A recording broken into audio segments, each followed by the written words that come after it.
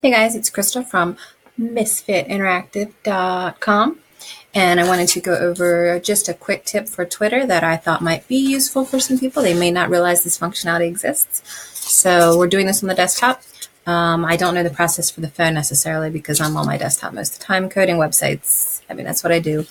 So when you're on your Twitter home screen, I want you to do a quick search for, it could be any word. We're just going to use test for this.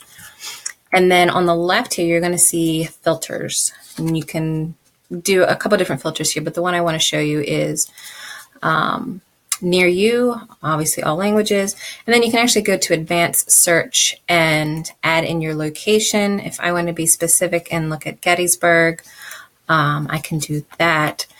But basically, you can also type in this quick search query here where it's like near, and then in quotes, put your city within 15 miles.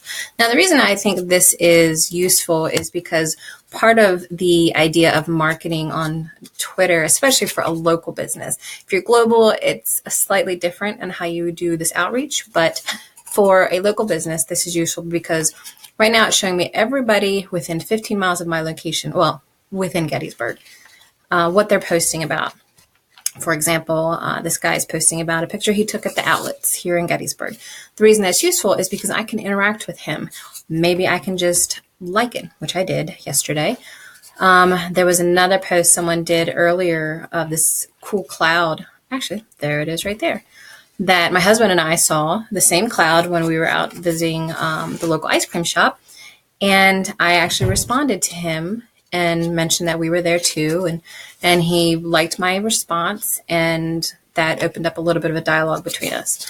The reason that I like this method for interacting with locals, if you're a local business, is because it may not be marketing as far as you getting business from them specifically, but it is, one, brand awareness. So they're aware that you exist and that you are interacting with locals in the area. But two, if they have a question, you could possibly answer it. Maybe they're asking for, does anybody know somewhere in Gettysburg a house painter?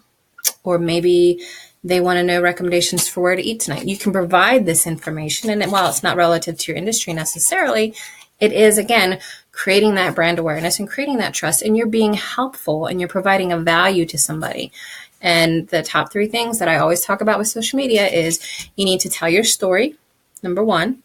Number two, you need to provide value. And number three, you need to engage. So this takes care of two of them just by going through and seeing what are people talking about locally? How can I interact with them?